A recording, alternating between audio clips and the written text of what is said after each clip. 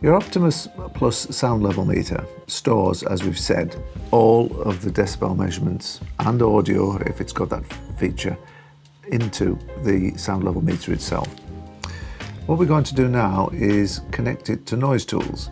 NoiseTools is our download and analysis software, which is free of charge, license free, and you can download that from our website.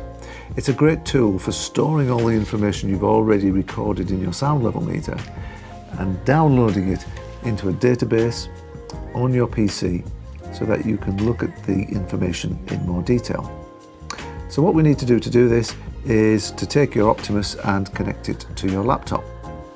So what we're going to do, inside your box you will have a USB lead, and the USB lead has two ends, both USB, slightly different connectors.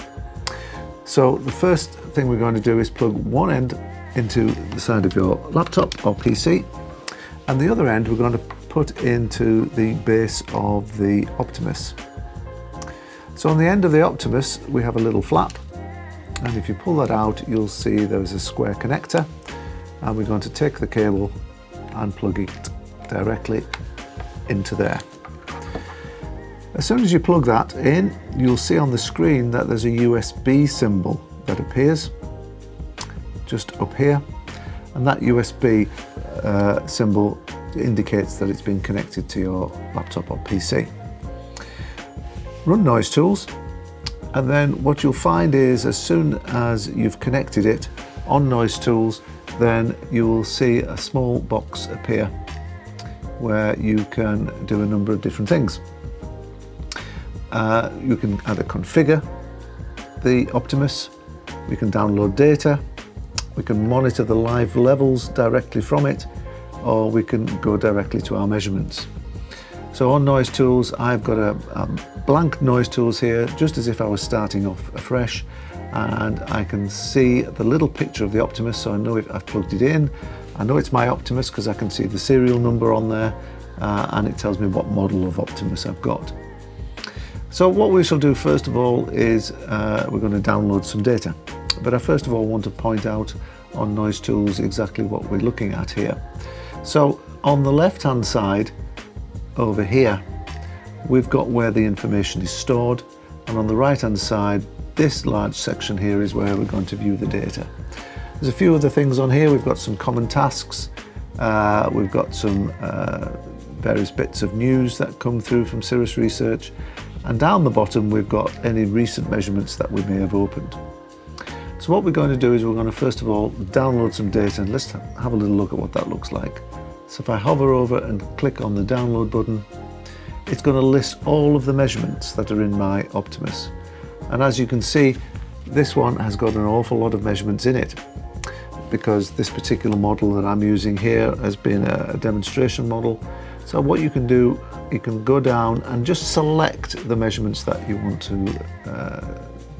download. I'm just going to select this very last one here, and then I could, in this box that's popped up, just click download. But one thing you need to realize about the Optimus Plus is every measurement that it takes is marked with a sequential number. So if I took 10 measurements on a day with a blank Optimus, I'd have measurement 1, measurement 2, measurement 3, up to measurement 10. It's also synced with the date and time that the measurement started. And it's also synced with the serial number of the Optimus that took the measurement. So if I didn't do anything else and just downloaded that data as it is, I'd be able to find it on the left hand side here by looking by all measurements by date, looking all measurements by a particular instrument. So that's an easy way of looking at it. But what I can also do is I can tag each measurement with a place name, a person name, or a project name, just to make it that little bit easier. So what I'm going to do in this case, I'm going to create a place that I'm going to tag this single measurement to. And the way I do that is in this download box I see a create place icon. So I'm going to open that up and I'm going to create a place, and I'm just going to call it video because that's what we're doing today. We're videoing. Now you can see you can put lots of other information in there. what building it is, what site you were on, take a picture of where you've taken that measurement, latitude, longitude, put some notes in, etc. So you can put lots of information in. I'm just going to keep it simple and just have a place of video. Click OK, and you can see that the category place has been populated with the word video, and I've selected the one measurement, and I'm just going to click download. So it's interrogating the Optimus, it's downloading all the data. If it's got any audio, it's downloading that, and then it's done. So I can cancel this box, and I've downloaded my data. So let's find it. So I can find it by all measurements by date, 2024, September the 24th, and there's the measurement that I've taken today. Or I can just look in places, because I've created a place called video, and there's the same measurement. So you've got a few different ways of finding the information. So that's a very quick way of downloading the data, putting something unique to it so you know where to find it.